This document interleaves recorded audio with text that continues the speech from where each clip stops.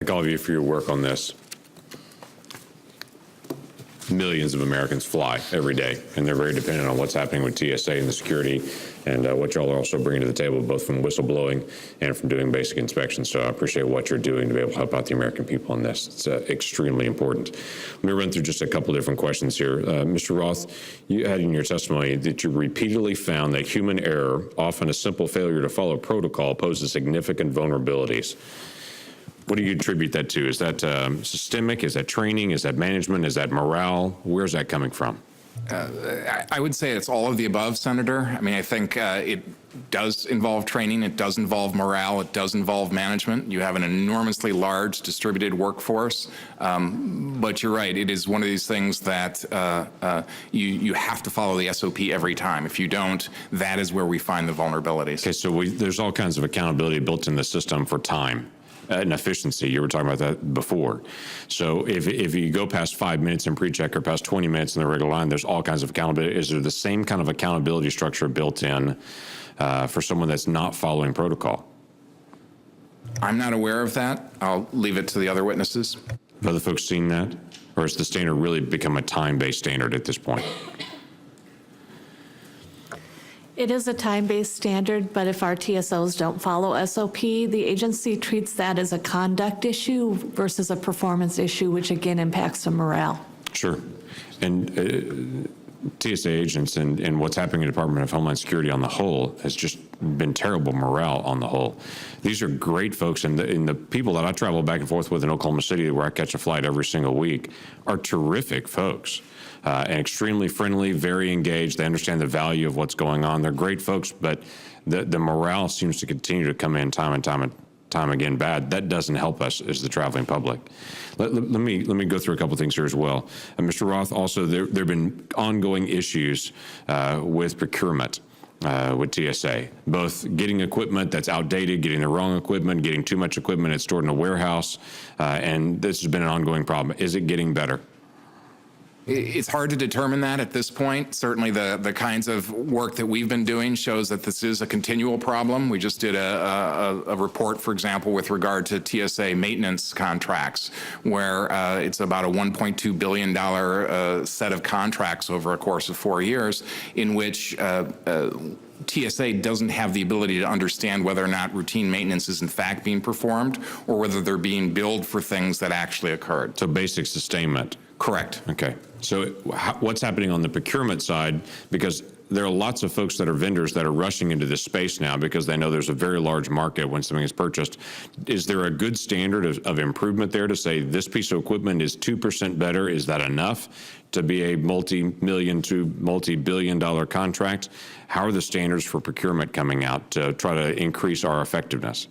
Certainly DHS-wide, this is one of the emphasis areas of the Secretary. He's trying to professionalize the acquisition process within DHS. TSA is obviously part of that. I can't speak to sort of how it's working on current acquisition projects, but it is something that, frankly, remains a challenge. I will say, for example, the AIT machines, that is a single vendor. So there is no real competition in the market for what is a very significant capital purchase. Okay, we've had a lot of conversation this morning about pre-check and about how pre-check, you have 1 million people that have gone through that process of pre-check, but we have, what was the number, 7 million people that are now basically authorized to go through it at some point through other different variations. Do we need to change the name from pre-check to something else? Because we have a large number of people that are really not being pre-checked. They're just being expedited through this process. Am I getting that correct? Go ahead. Yes, sir, that's correct. And particularly for people who are selected at the airport, these are not individuals who were previously identified as low risk. And so TSA's premise is that they are providing real-time threat assessment through the use of behavior detection officers and explosives detection. But we have raised concerns about the lack of effectiveness data on the BDOs And during the time of our review, we found that TSA wasn't consistently using the explosive trace detection as their protocols called for. So there is a need for more attention to that. If I remember the report correctly from reading through it, and you can correct me on this if I get it wrong, basically, when they were evaluated for behavioral detection, it didn't come out any different than just random chance did. Yes, sir, that's right. Okay, so that's not really pre-check at that point. That's difficult to call the line a pre-check line when there's really a no-check portion of it, where part of it has gone through, they've done a thorough vetting process, and part of it is just random chance that they're going through it. So my understanding is this is a faster process because they've done a more thorough background than this one. And Mr. McLean, I understand what you were saying before. There's great benefit to be able to help separate, as you said before, to be able to blow some of the hay off the stack so it's easier to find the needle. I get that completely, but we can't call it pre-check if it's really no check and pre-check combined. Well, I'll tell you, you're familiar with Sentry. Yes. I know a Border Patrol agent, active duty, who applied for Sentry. He got denied because when he was a juvenile, he got into a fight. And he cannot have a Sentry pass. So maybe some things are just not being put together and implemented right. Right. But I love the program just because. No, I'm good with the program on it because it's a reasonable thing, because there are a lot of Americans that are regular flyers. They want to go through that. They want to go through the vetting, and to be able to go through the line that's a faster line and a pre-check type line. My statement is, if it's pre-checked, let's really have it pre-checked. If they're a trusted traveler, I have no problem with that because there's high standards for that. If they're active duty military, I have no problem with that.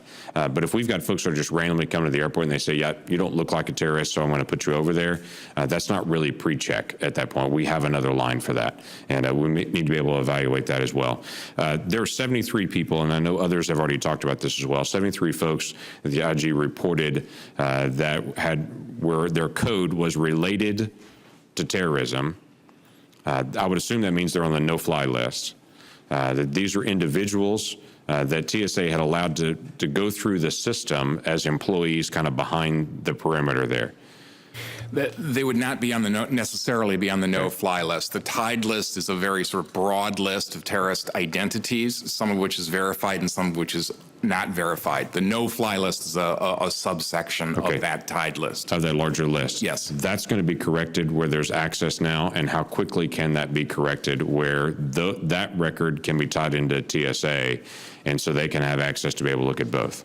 I don't have that information with me. I know that the specific 73 names, we did report back to TSA, and they're taking action on those folks. But we don't have an idea at this point how fast they could take action on that, just to be able to do as a follow-up. I'm sorry, I don't. Okay, we will follow up on that in the days ahead and find out the speed of that, and so we can be able to sync all those lists together. Thank you. Thanks, Senator Lankford. Just quick follow-up on that.